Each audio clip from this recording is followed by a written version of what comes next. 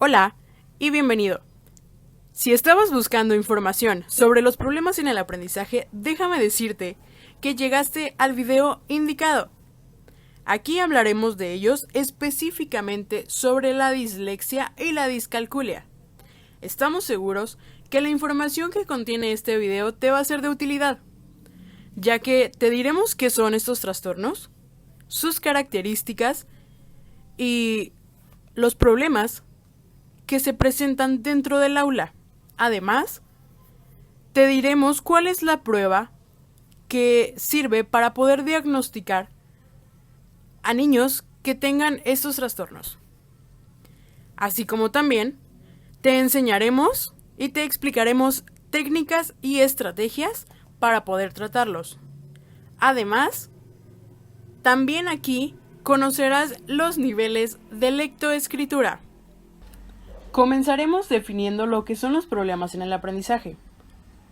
Estos son un desorden en uno o más de los procesos psicológicos básicos utilizados para la comprensión del lenguaje hablado o escrito, que se manifiestan en la capacidad imperfecta de escuchar, pensar, hablar, leer, escribir, deletrear o realizar cálculos matemáticos.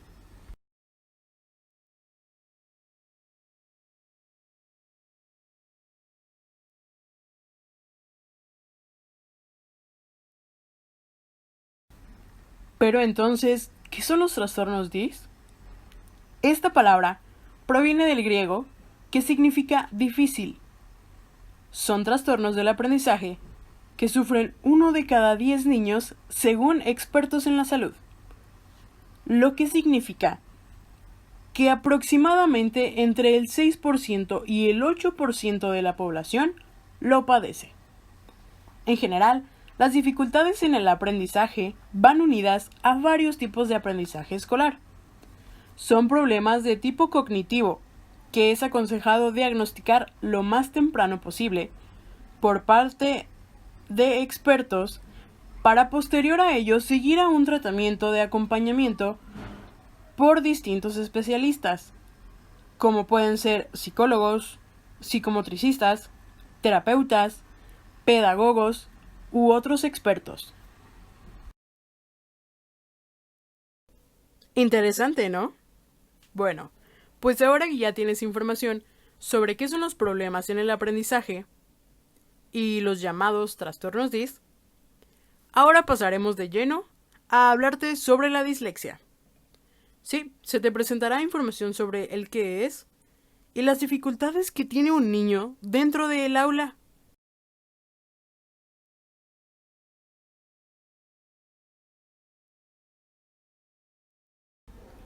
Es un trastorno de lectoescritura.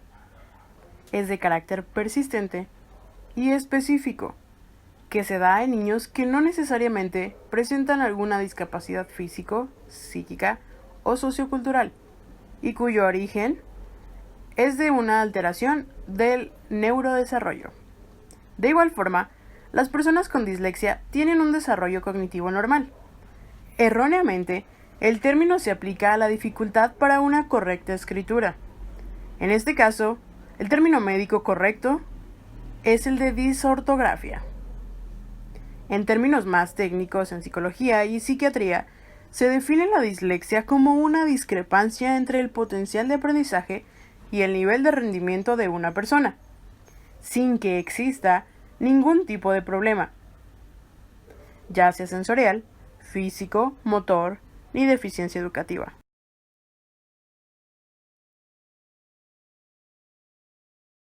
Las características más significativas que presenta este trastorno es cuando los niños disléxicos manifiestan dificultades para recitar el alfabeto, denominar letras, realizar rimas simples y para analizar o clasificar los sonidos.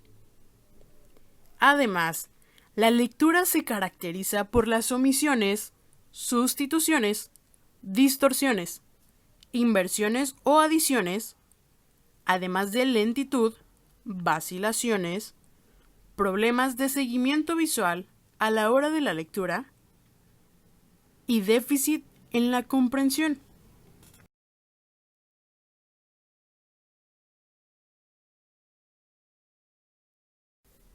Como sabemos, es una dificultad con alta prevalencia, y gracias a esto, es una de las causas principales de bajo rendimiento escolar por parte de los alumnos. Entre los problemas principales que se encuentran dentro del aula es su incompatibilidad con un sistema educativo, ya que la mayor parte de los contenidos se enseñan a través del código escrito. Esto provoca que el alumno disléxico tenga muchos problemas para seguir el ritmo de la clase, se fatigue y, por ende, acabe perdiendo la concentración y se desmotive. Sí, a veces puede parecer mucho contenido, pero esperamos que todo haya quedado claro. Y ahora procederemos a hablarte y presentarte información sobre el trastorno de la discalculia. De la misma forma, se presentará el qué es, las características y las dificultades que tiene un niño dentro del aula, para que de esta forma tú logres identificar cuál es la diferencia entre estos problemas de aprendizaje y con ello vayas aumentando tu conocimiento con relación a estos temas. Podemos llamar que la discalculia es el trastorno del cálculo, lo que lo hace un problema de aprendizaje que afecta a un área muy específica, la aritmética, y este puede afectar a conceptos básicos como la suma, la resta, la división o más abstractos tales como la álgebra o geometría. Surge a partir de áreas cerebrales relacionadas con el aprendizaje matemático dañadas, lo que lo hace un total desafío para poder desarrollarse en esta área. Entonces, como ya lo mencionamos, implica la dificultad de realizar habilidades numéricas, entender cantidades o identificar los números, lo que también se les complica hacer sumas de derecha a izquierda o de arriba hacia abajo, entre otras. Aunque es diferente dependiendo del grado, severidad y áreas de aprendizaje afectadas, las principales dificultades de aprendizaje tienen una serie de rasgos comunes. Suelen ser en niños sin ningún retraso intelectual ni emocional y en un contexto de escolarización totalmente normal.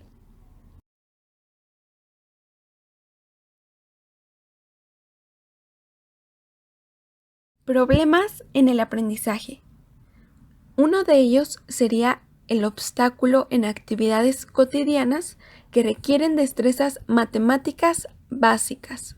Tal sería el caso de un niño que ya tiene la edad donde debería comprender el valor monetario, insista en comprar un producto que equivale a 15 pesos, pero quiere pagar con 2 monedas de 5 pesos. ¿Por qué?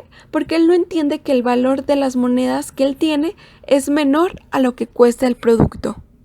Otro de ellos sería que afecta la aritmética y conceptos básicos como la suma, resta, división y más abstractos tales como de álgebra o geometría. Y otro problema de aprendizaje sería la dificultad para la organización espacial.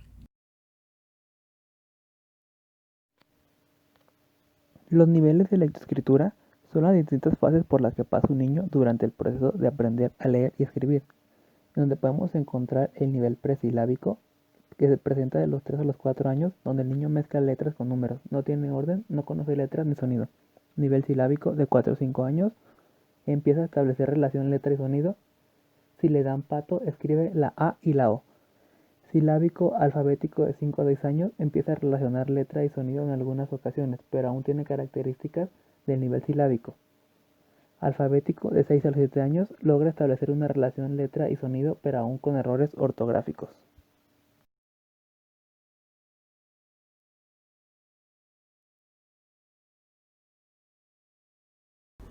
Ahora que ya conoces los niveles estándar de lectoescritura, Quizá te preguntarás, ¿y cómo puedo diagnosticarla? ¿Qué prueba me es útil? Bueno, pues existe una prueba llamada CISAT, por sus siglas, Sistema de Alerta Temprana en Escuelas de Educación Básica. Esta prueba puede aplicarse a nivel primaria y a nivel secundaria. A continuación, te presentarán información sobre el qué es específicamente esta prueba, qué detecta y el cómo se tiene que trabajar una vez aplicada y durante el proceso. ¿Qué es? El Sistema de Alerta Temprana, por sus siglas CISAT, es un conjunto de indicadores, herramientas y procedimientos que permiten a los colectivos docentes, a los supervisores y a la autoridad educativa local obtener información sistemática y oportuna acerca de los alumnos que están en riesgo de no alcanzar los aprendizajes clave o incluso de abandonar sus estudios.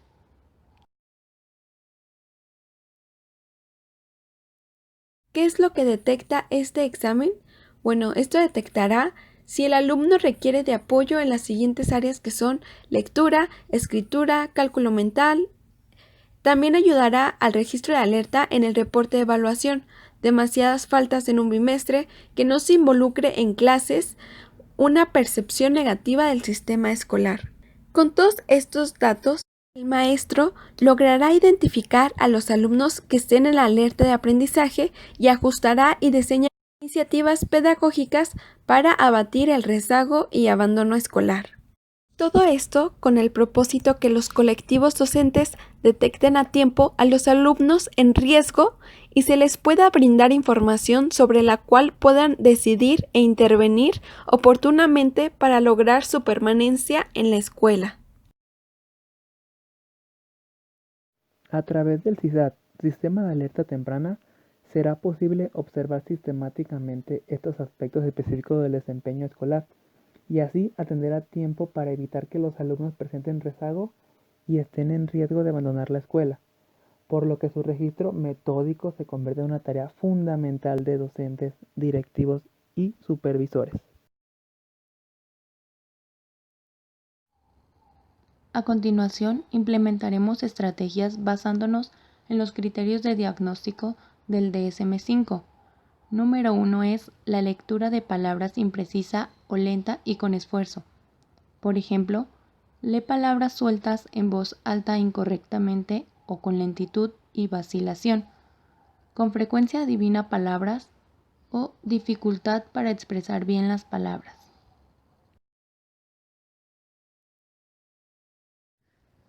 La estrategia que utilizaremos será lectura en voz alta y se aplicará la técnica de entrenamiento asertivo.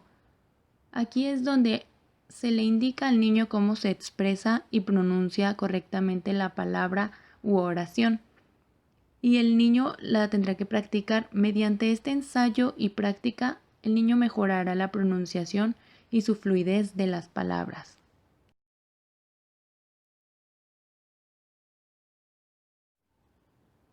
Junto a la técnica de entrenamiento asertivo, incorporamos la técnica de modelado, que consiste en reforzar conductas que sean parecidas a la conducta final que se quiere lograr. En este caso, al niño se le estará implementando el reforzador dependiendo el ritmo y fluidez en que va mejorando su lectura.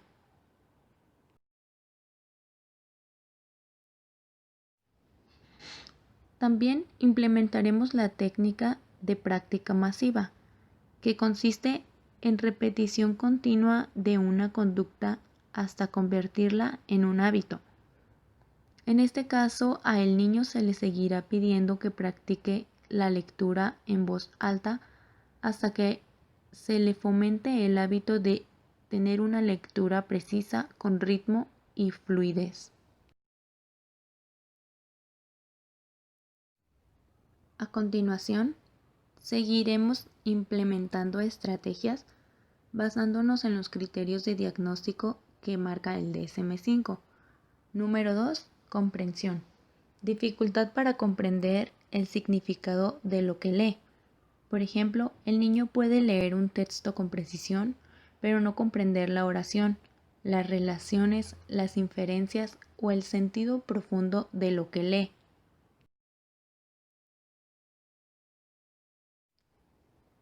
En este punto se implementará la lectura activa, donde el niño rescatará subrayando las ideas principales o lo más importante del texto que está leyendo, para que párrafo por párrafo pueda ir reteniendo la información. Aquí se aplicará la técnica de asignación gradual de tareas, que consiste en asignar de forma controlada y gradual tareas que por sí solas la persona siente que no es capaz de realizar. Las conductas deben ir de simples a complejas. De esta manera, poco a poco, párrafo por párrafo, el niño irá subrayando o extrayendo las ideas principales, comenzando de esta tarea simple hasta crear una compleja, como lo es el crear una síntesis de todo el texto que leyó.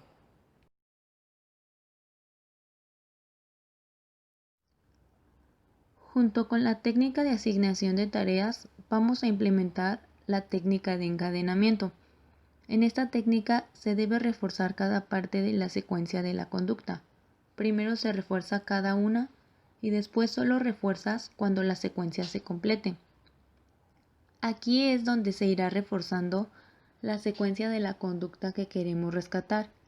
En este caso, al niño se le implementará el reforzador si logra subrayar el primer párrafo, rescatando las ideas principales, y así sucesivamente hasta que solo se refuerce cuando el niño logre realizar algún resumen del documento o texto que lee.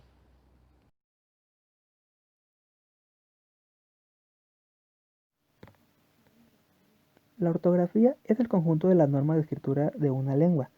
Para escribir sin falta de ortografía hay que recorrer un largo camino.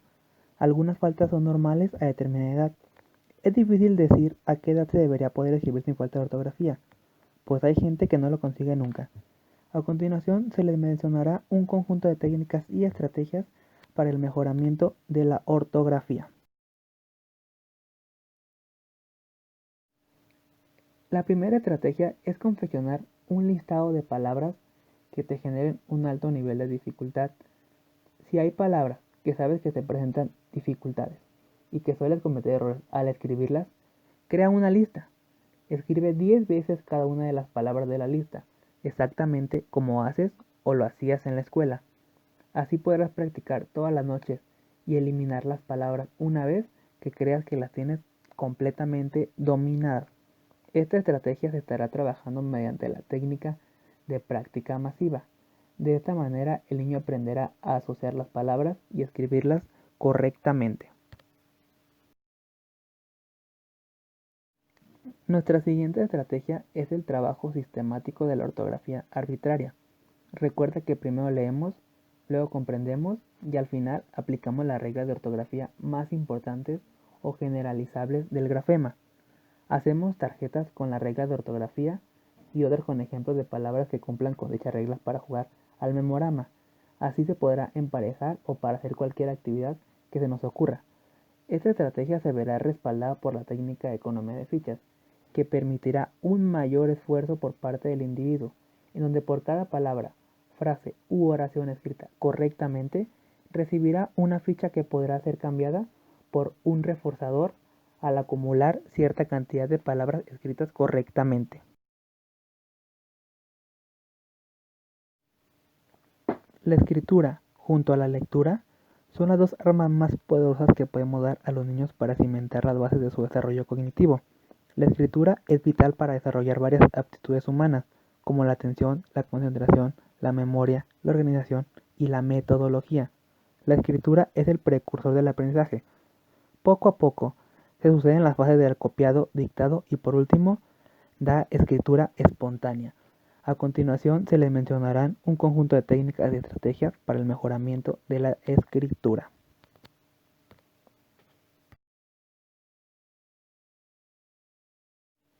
La primera estrategia es el conocimiento y reconocimiento de las reglas básicas de la escritura. Para así asegurarnos que su hijo escriba mejor, Se deberá comenzar por enseñarle cómo se debe tomar el lápiz correctamente. Se deberá adecuar un espacio para que se pueda escribir tranquilo. Llegar a un acuerdo. ¿Cuánto tiempo van a dedicar a la escritura? ¿Cuántas planas va a hacer? ¿Cuántos cuentos va a escribir en la semana? Evitar que lo haga en la cama, en el sillón, con el celular o el televisor cerca, pues esto disminuirá la atención y la retención de la información. Esta estrategia va de la mano con la técnica de modelado, en donde a partir de la acción correcta de alguien más, se le tiene que recalcar al niño que tiene que hacer lo mismo.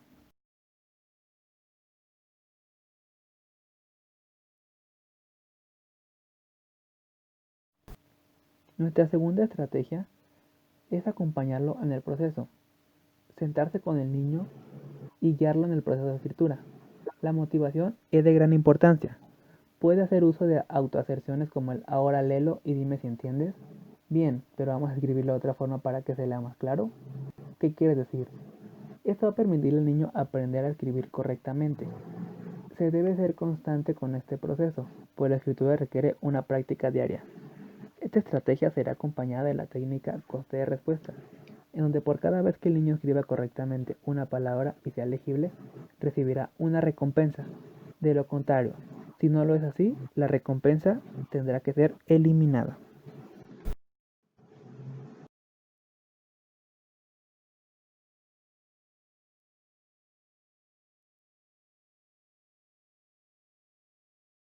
Sentido numérico, que son las dificultades para poder dominar el sentido numérico, los datos numéricos o el cálculo. En este criterio, el niño comprende mal los números, su magnitud y sus relaciones. Cuenta con los dedos para poder sumar números de un solo dígito en lugar de recordar la operación matemática como hacen sus iguales. Se pierde en el cálculo aritmético y puede intercambiar los procedimientos.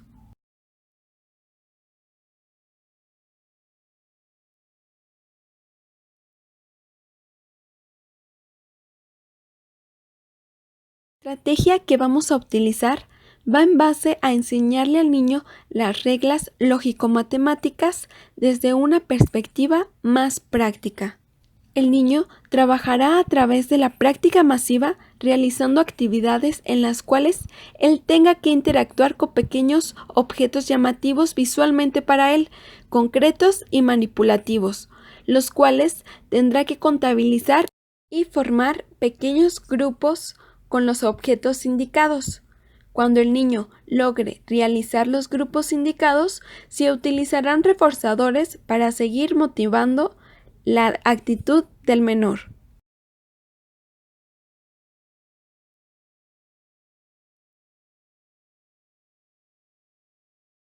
Dificultad en el razonamiento matemático. En este, el niño tiene la gran dificultad para poder aplicar los conceptos, hechos u operaciones matemáticas para poder resolver los problemas cuantitativos.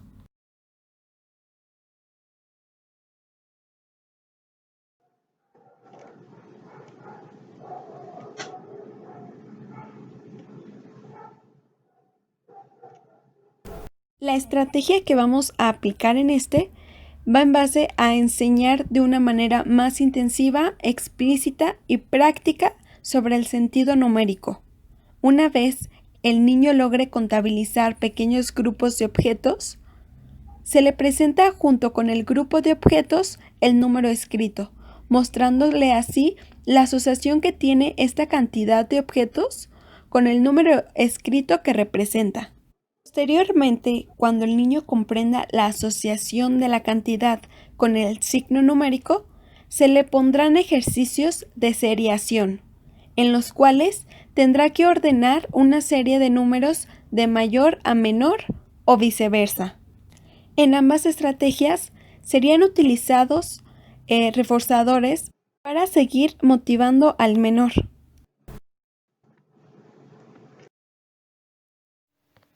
Finalmente, el desarrollo de la lectoescritura y de las matemáticas en los niños pequeños involucra un pensamiento dinámico y un proceso lingüístico, incorporando la resolución de problemas, la discusión, la reflexión y la toma de decisiones.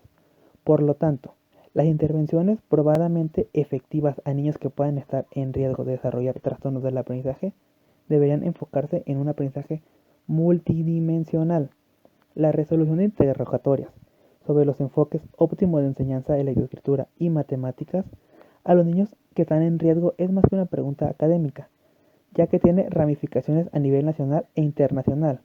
Se tendrá que proporcionar a los niños pequeños estas habilidades básicas, ya que refuerza su bienestar social, emocional y académico con resultados permanentes.